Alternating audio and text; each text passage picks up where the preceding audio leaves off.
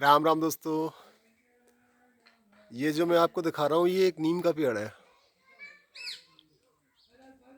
ना। पहले मैं दिखा दूँ आपको। ये नीचे से देखो, ये नीम के पेड़ के नीचे भोलेनाथ है। और ये बहुत पुराना नीम का पेड़ है, लगभग मेरे हिसाब से ज़्यादा नहीं तो 40 वर्ष या 50 वर्ष पूर्व का है।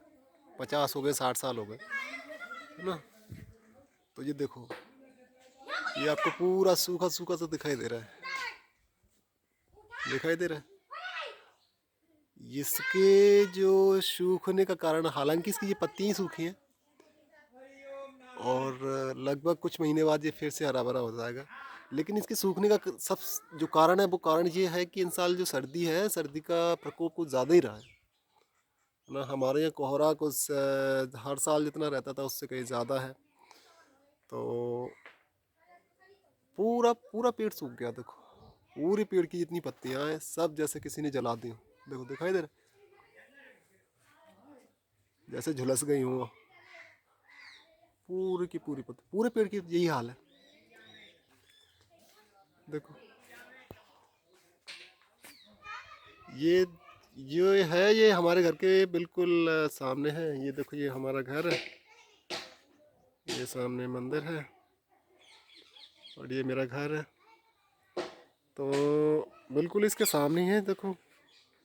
सुबह हमने अपने ये द्वार की सफाई की थी, अब बहुत सारी पत्तियां निकली क्योंकि ये सूख गई। अब धीरे धीरे ये पूरी पत्तियां धीरे धीरे करके झड़ेंगी। अब देखो फिर उतनी पत्तियां फिर हो गई ना। जब तक पूरी झड़ नहीं जाएंगी तब तक ऐसी झड़ती रहेंगी। और ठंड का जो असर है लगभग पूरे उत्तर भारत में जितना भी पेड़ पौधे हैं, फसल है, सब पर रहा। और इन साल सबसे ज़्यादा जो बर्बादी हुई है वो सरसों की फसल की हुई है, क्योंकि सबसे ज़्यादा जो नुकसान है वो सरसों की फसल में हुआ है। फिर उसके बाद जो पेड़ पौधों में मुझे लगता है कि सबसे ज़्यादा नीम के पेड़ ही ऐसे होंगे जिनके ऊपर ये सर्दी का प्रकोप ज़्यादा रहा, या फिर सर्दी की वजह से ये सूखे हैं उनकी पत्तियाँ,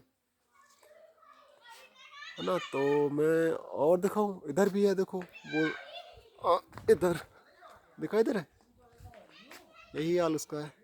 लेकिन इन सब पेड़ों के बीच में एक और यहाँ पे मैं आपको एक चमत्कार बताऊं, या फिर उसमें कुछ ज़्यादा सहनशीलता होती होगी सर्दी के प्रति। ये आपको दिखाई दे रहा है, आप समझ तो गए होंगे कि ये किसका पेड़ है। ये है बरगद का पेड़। सर्दी का असर इसके ऊपर भी हुआ है, लेकिन उतना ज़्यादा नहीं जितना नीम के पेड़ों के ऊपर हुआ है।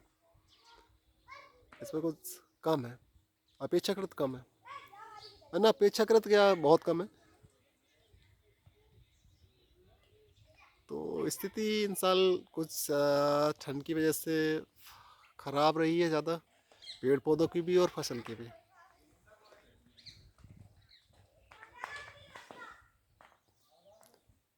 चलो, वीडियो अगर अच्छा लगा हो तो कमेंट करें और सब्सक्राइब करें। धन्यवाद।